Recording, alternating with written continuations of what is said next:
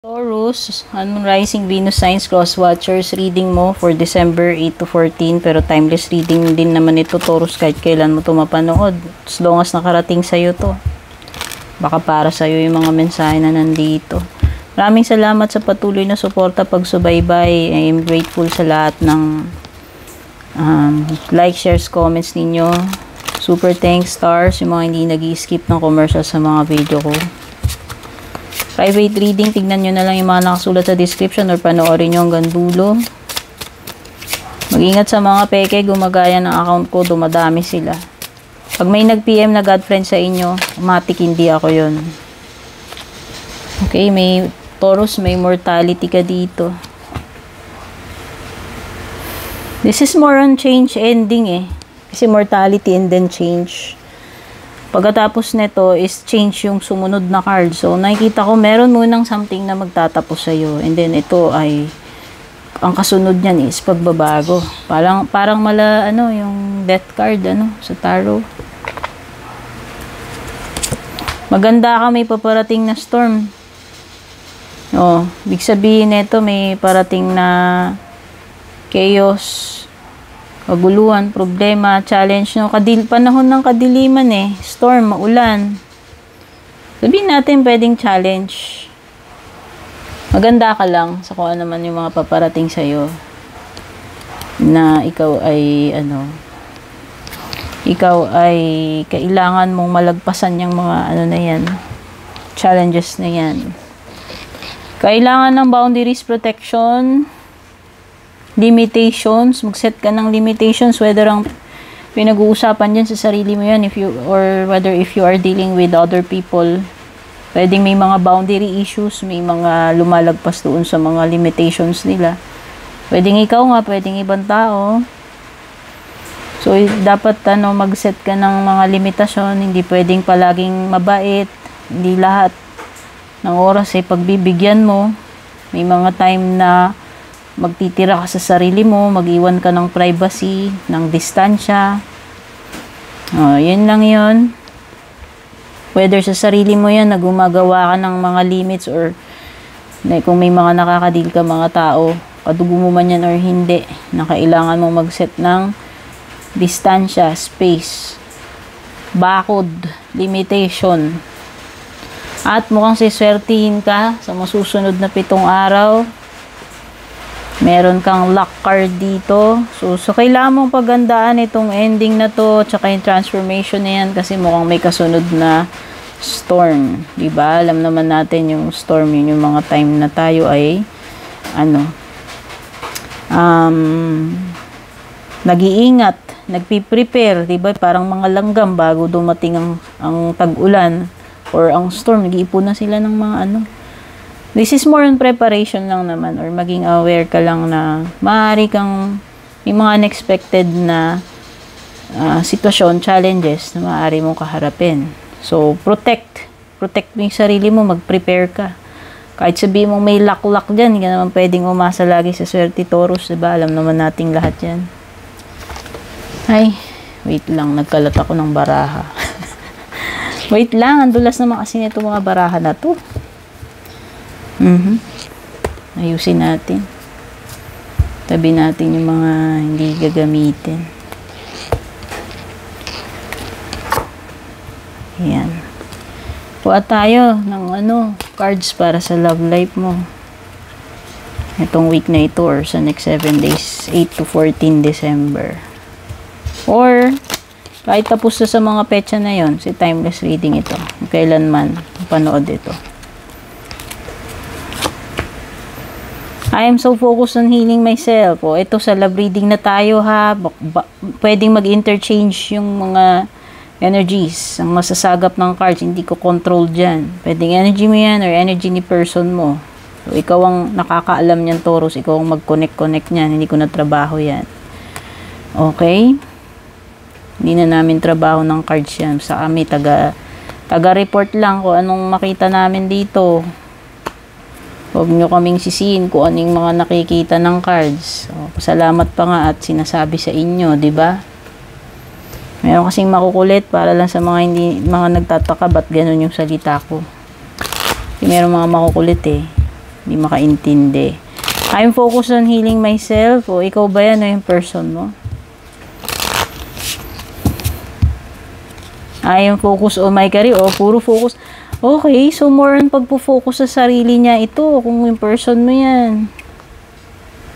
Attracted siya, pero parang ang main priority niya right now, Taurus, ikaw man yan o yung person mo, is career, kabuhayan, personal growth. Hindi naman dahil bato siya, bato yung puso niya, hindi siya nagkaagusto, pero pwede kasing abala nga siya sa mga maraming bagay like sa sarili niya or sa career niya. Okay? O baka naghahabol kasi itong mga to, baka itong week na to, susunod na 7 araw, kung may jowa ka na, kakonect ka, jowa ka.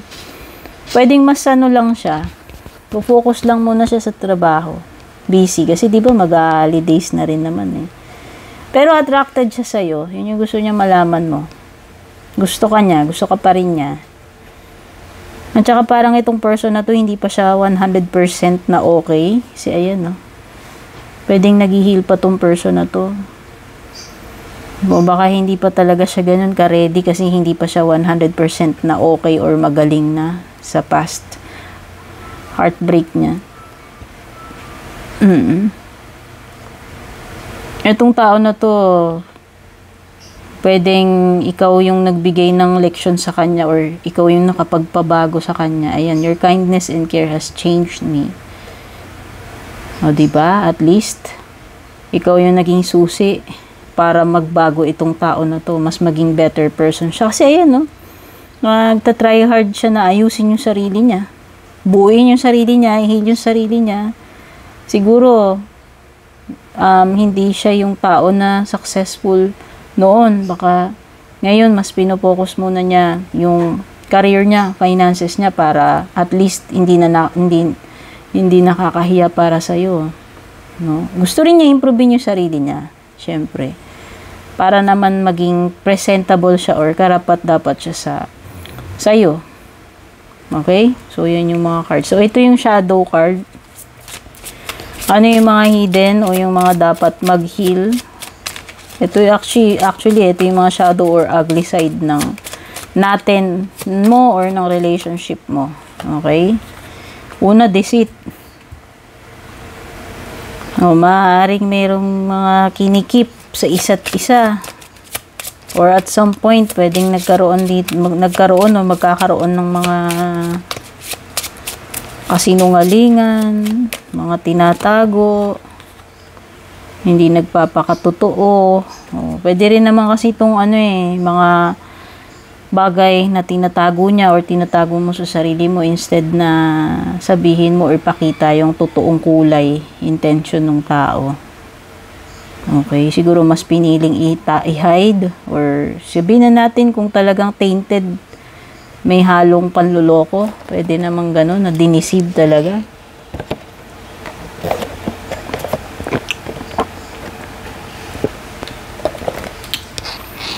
Sorry, umiinom ako ng milk tea.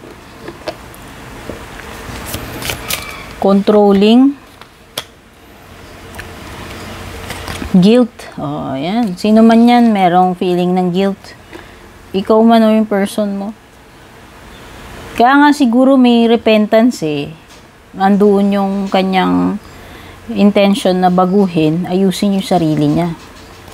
May guilt. Siguro, niloko ka niya in the past, or may nagawa siyang kasalanan sa'yo, may itinago siya sa'yo, or vice versa, kung sino man sa inyo yan, romantic man yan or not, andun yung guilt. So, andun din naman yung willingness niya na ayusin, baguhin, ituwid yung sarili niya para naman mas better na siya.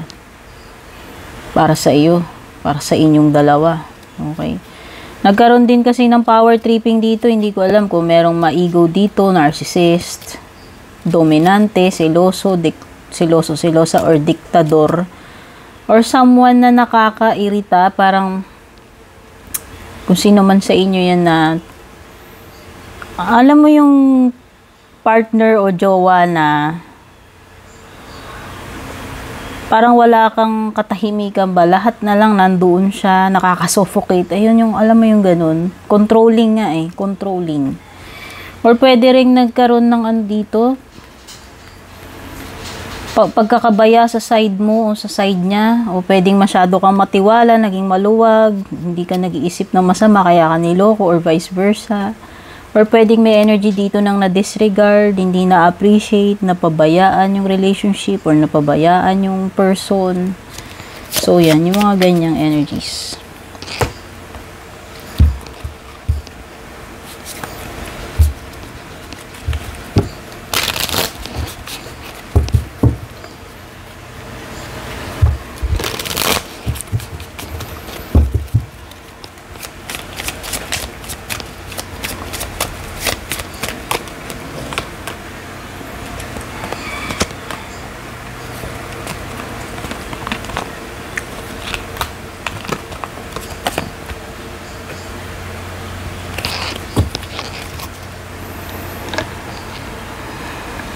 Wow.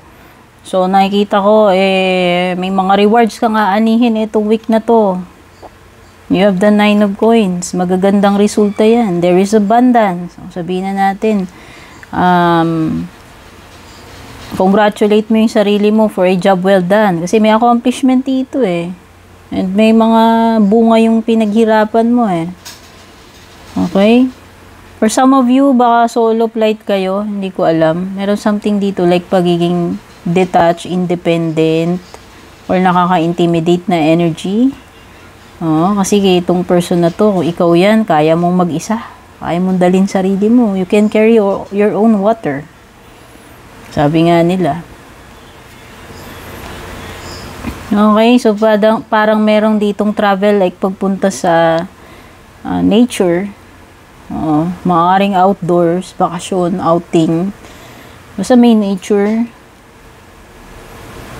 Wow, nakikita ko dito is mag-focus ka sa mga trabaho mo, sa mga gagawin mo. Kaya most likely, ikaw ay magiging accomplished or marami kang magagawa matatapos.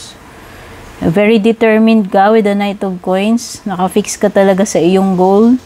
Ikaw ay magiging very persistent or loyal dyan sa ginagawa mo. Although merong energy dito ng pagiging slow. So nakikita ko, slowly but surely, you'll get ahead or ma-accomplish mo yung dapat mong ma-accomplish. And with the World card reversed, yes, there is, may magiging cause ng pag-slow or delay. Knight of Coins reversed, World card reversed. So, expect mo na yung mga delay. Ito siguro yun yung aberya, yung storm na dapat mong paghandaan. Okay. Tsaka pwedeng merong shift eh. May biglang magbabago, may change card ka eh, kanina. So, yun, expect mo lang. Hindi naman ibig sabihin nun, hindi na matatapos, hindi na magagawa. Pwede lang bumagal or madelay. Okay? Sabihin na natin,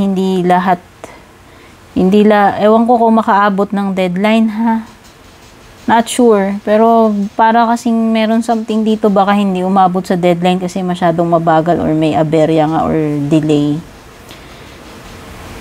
10 of Cups, ano man itong disharmony na meron dito sa situation mo, Taurus. Ang magiging happy ending itong next 7 days mo. Bago matapos yan, maaayos yung problema. Magkakabati uli. Babalik yung camaraderie, babalik yung good vibes, babalik yung maayos na connection or samahan. So, kung may mga nagkatampuan dito, may mga nagkahiwalay, magiging mabubuo uli eh. May getting together or something na matutupad regarding sa family. Pagdating dito. Manunumbalik yung peace and order, sabi ko na eh. So, may mga maaayos dyan, mareresolve ang mga sitwasyon or mga connections. Romantic man yan or not. May gathering ng family, sabihin na natin. Magiging masaya uli yung pamilya, oh. Andun na uli yung peace, yung harmony, yung love, or happiness, sabihin na natin. Kasi nga parang meron something dito na mafulfill mo. Family man, matters man yan or not. Okay, I want you to think of a question, simple question, Taurus, na sasagot lang ng yes, no, or maybe kasi kukuha tayo ng mga kasagutan dito sa cards. So, hugot ako ng 4 na cards. So, pwede ka mag-prepare ng 4 na tanong.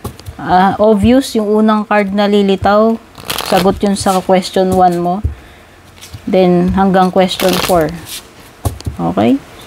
Okay, question 1 mo, Taurus, ito yung sagot. Go. Proceed. Ibig sabihin, yes. Green light yan. Go. Second question mo, ito yung sagot. Okay, magte-take pa ng time yan. Hindi mo pwedeng madaliin. Baka kailangan mo pang pagtyagaan, paghintayan. Question 3 mo, ang sagot. Maniwala ka, wag mo nang questionin. Have faith. Wag mo nang kontrahin. Kung ano yung nakikita mo, what you see is what you get. Question 4 mo, tama ka sa iniisip mo or nasa tamang landas ka or ito yung tamang gagawin mo. Kung ano man yung tinatanong mo, yes, it could be a yes. So, ayan, Taurus, sana makatulong sa'yo itong reading na to. Take care, God bless, babush. And kung balak nyo pong mag-book or mag-inquire ng personal readings ko, basahin nyo lamang po itong nakasulat sa screen or yung nakalagay sa description.